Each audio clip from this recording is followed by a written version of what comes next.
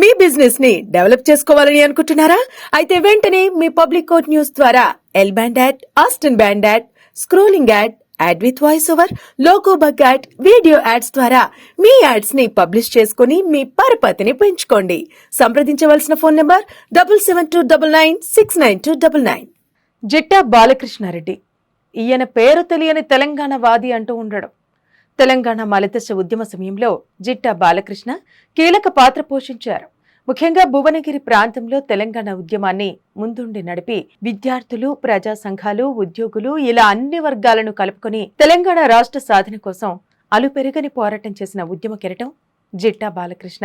భువనగిరి ప్రాంతంలోని పల్లెలో ఆయన పేరు తెలియని వారంటూ ఉండరంటే అతిశయోక్తి కాదు. అయితే గత కొన్ని రోజులుగా ఆయన బ్రెయిన్ ఇన్ఫెక్షన్ తో బాధపడుతున్నారు. సికింద్రాబాద్లోని ఓ ప్రైవేట్ ఆసుపత్రిలో చికిత్స పొందుతూ శుక్రవారం ఉదయం తుది శ్వాస విడిచారు.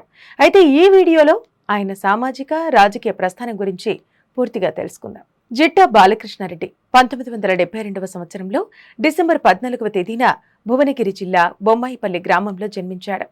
ఆయన ఇంటర్ వరకు భువనగిరిలోనే చదువుకున్నారు. 1993లో ఎల్బీనగర్లో ఉన్న డివిఎం కాలేజ్ నుంచి డిగ్రీ పట్టా పొందారు.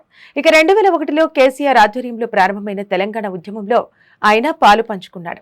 అంతేకాదు అప్పట్లో కేసీఆర్ కు అత్యంత సన్నిహితంగా ఉండి ఉద్యమంలో కీలకంగా పనిచేశారు. అయితే 2009లో పొత్తులో భాగంగా భువనగిరి అసెంబ్లీ టికెట్ను టీడీపీకి కేటాయించారు.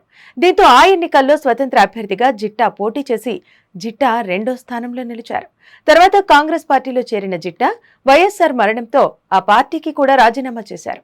2014లో భువనగిరి అసెంబ్లీకి ఇండిపెండెంట్ గా పోటీ చేసి మళ్లీ 2వ స్థానంలో నిలిచారు. అనంతరం ఆయన యువ తెలంగాణ పేరుతో సొంతంగా పార్టీని స్థాపించారు. 2018లో బీజేపీ బలపరిచిన అభ్యర్థిగా భువనగిరి నుంచి పోటీ చేసినప్పటికీ గెలుపు అందుకోలేకపోయారు. ఇక ఆ తర్వాత 2022లో బీజేపీలో చేరారు. కానీ పార్టీలో చేరిన కొంతకాలానికే పార్టీ నుంచి సస్పెన్షన్ కు గురయ్యారు. గతేడాది తెలంగాణ అసెంబ్లీ ఎన్నికలకు ముందు కోమటిరెడ్డి సమక్షంలో కాంగ్రెస్ పార్టీలో చేరారు.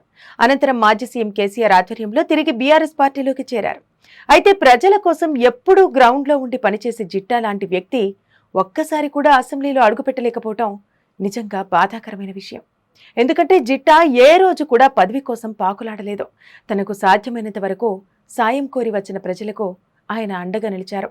తెలంగాణ ఉద్యమం మొదలైన నాటి నుంచి భువనగిరి కోటకు లైట్లు వేయటం, భువనగిరి ప్రభుత్వ జూనియర్ కళాశాల విద్యార్థులకు మధ్యాహ్న భోజనం పెట్టడం వంటి కార్యక్రమాలు చేపట్టారు.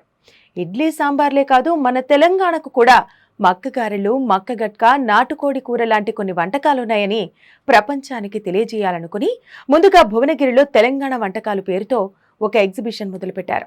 ఇక హైదరాబాద్లోని నక్లెస్ రోడ్లో కూడా తెలంగాణ వంటకాల పేరుతో రాష్ట్ర ప్రభుత్వం ఆధ్వర్యంలో నిర్వహించేలా ఆయన కృషి చేశారు.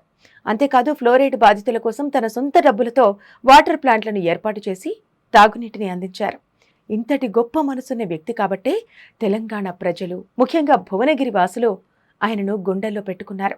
ప్రజలు మేలు కోరే జిట్టా బాలకృష్ణారెడ్డి ఆత్మకు శాంతి చేకూరాలని మనమంతా కోరుకుందాం.